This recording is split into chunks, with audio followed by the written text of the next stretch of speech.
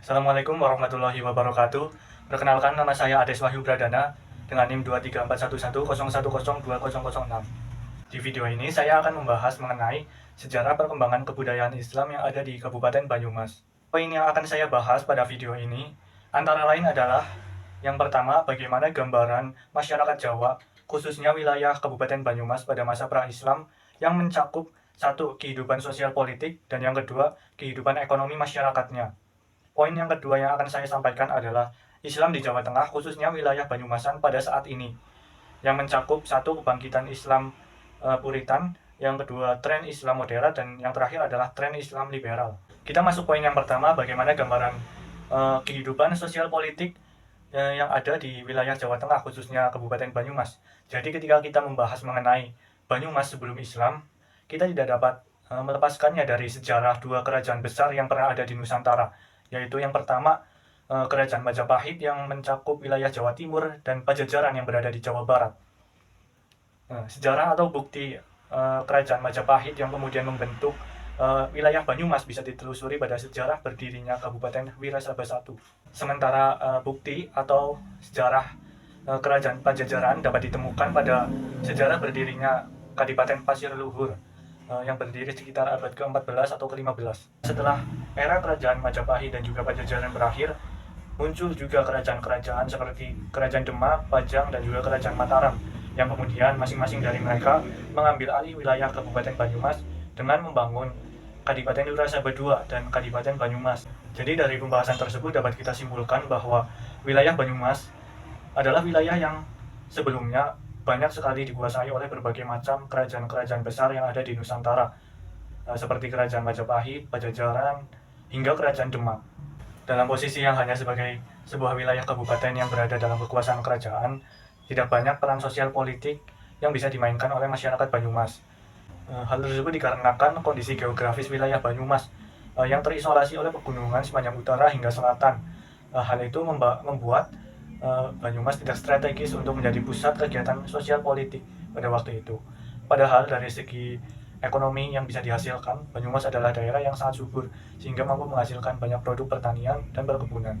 Tidak dijadikannya wilayah Banyumas sebagai pusat pemerintahan kerajaan dan juga memiliki kondisi geografis serta alam yang berupa bebatuan, pegunungan, dan sungai-sungai yang besar, menjadikan wilayah Banyumas sebagai wilayah yang memiliki struktur sosial yang mandiri dan unik jika dibandingkan umumnya struktur sosial di daerah lain. Setelah saya membahas mengenai kondisi sosial politik yang ada di wilayah Kabupaten Banyumas, selanjutnya saya akan menjelaskan mengenai kehidupan ekonomi masyarakat Banyumas. Jadi dari segi geografi sebelumnya yang sudah saya sampaikan, wilayah Banyumas ini adalah wilayah yang sangat banyak diiringi oleh pegunungan dan juga banyak sekali diairi oleh sungai-sungai. Hal tersebut yang membuat wilayah Banyumas sangat strategis untuk dijadikan pusat ekonomi. Selain itu, daratan di Pulau Jawa juga dikenal dengan kesuburan tanah dan juga curah hujan yang tinggi. Faktor alam inilah yang kemudian membuat masyarakat di Pulau Jawa, khususnya Banyumas, mampu mengembangkan budidaya pertanian lahan basah dengan ekspedisi hasil pertanian yang unik antara satu daerah dan daerah yang lain. Beberapa daerah yang dikelilingi atau diapit oleh beberapa pegunungan vulkanik, serta dataran-dataran tinggi, bahkan cenderung terisolasi dari pengaruh sosial politik dunia luar. Pada masa pra-Islam dan kolonialisme Eropa masuk ke Pulau Jawa, masyarakat hanya bertumpu pada sungai-sungai sebagai sarana penghubung antara masyarakat di satu daerah dengan daerah lain. Bahkan jauh pendeknya aliran sungai di Pulau Jawa turut membentuk mata rantai kekuasaan yang ada kala itu.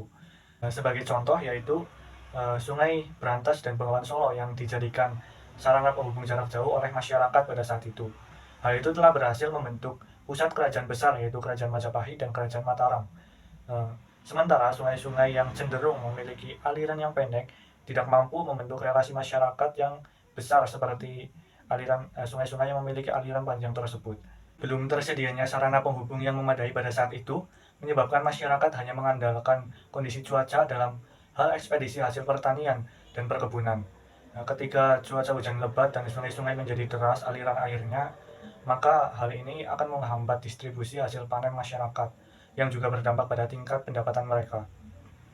Pola perekonomian masyarakat Jawa, termasuk Banyumas, sedikit mengalami perkembangan ketika memasuki abad ke-16, di mana kerajaan-kerajaan besar Jawa seperti Tarumanegara, Mataram, Majapahit, hingga Mataram mulai membuka jalur perdagangan dengan negara-negara lain di kawasan Asia seperti India dan Cina.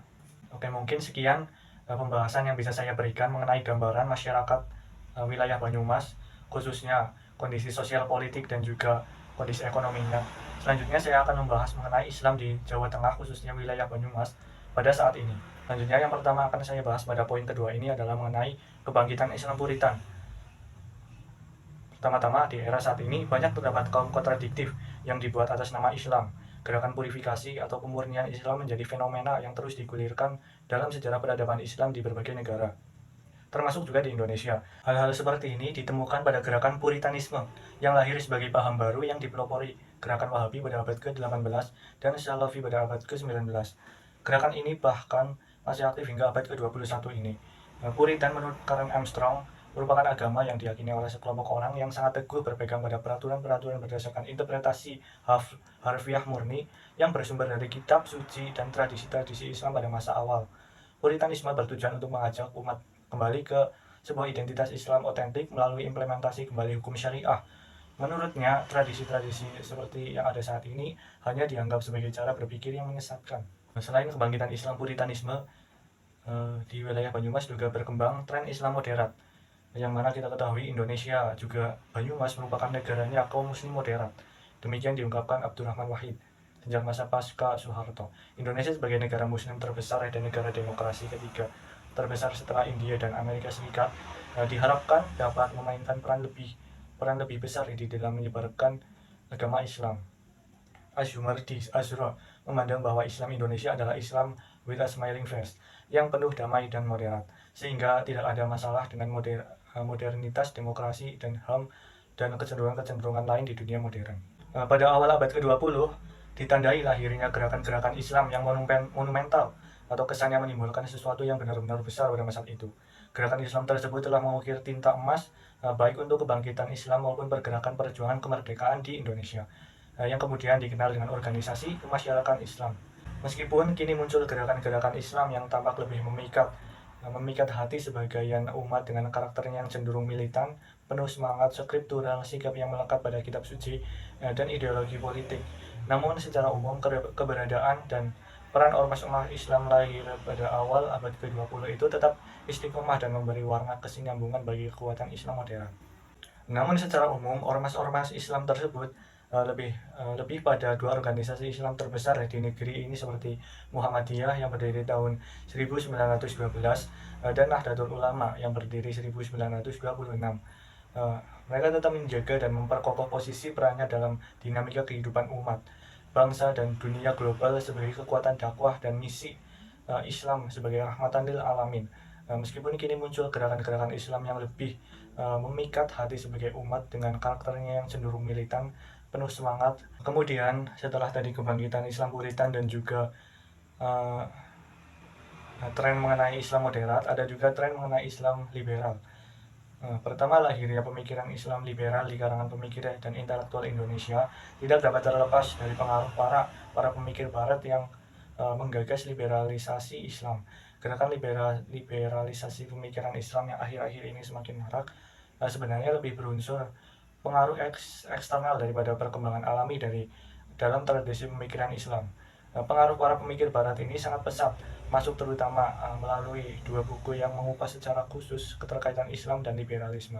Buku tersebut adalah Liberalism Source Book hasil suntingan Charles Grossman dan karya Leonard Binder berjudul Islam Liberals: A Critique of Development Ideology. Fakta ini didukung oleh seseorang lagi penulis dan pendukung Islam liberal, Greg Burton, dalam bukunya Gagasan Islam Liberal di Indonesia. Gagasan Islam Liberal di Indonesia menggariskan prinsip dasar yang dipegang oleh kelompok Islam liberal, yaitu pertama ada pentingnya kontekstualisasi ijtihad, yang kedua ada komitmen rasionalitas dan pembaruan agama, dan yang ketiga ada penerimaan terhadap pluralisme sosial dan pluralisme agama-agama, dan yang terakhir ada pemisahan agama dari partai politik dan kedudukan negara yang non-sekretarian. Mungkin cukup sekian pembahasan yang bisa saya sampaikan. Saya mohon maaf apabila masih ada banyak kesalahan kata yang saya ucapkan atau mungkin ada kesalahan dari apa yang saya sampaikan tadi. Saya mohon maaf. Juga terima kasih kepada siapapun yang telah menyimak video ini. Saya wassalamualaikum warahmatullahi wabarakatuh.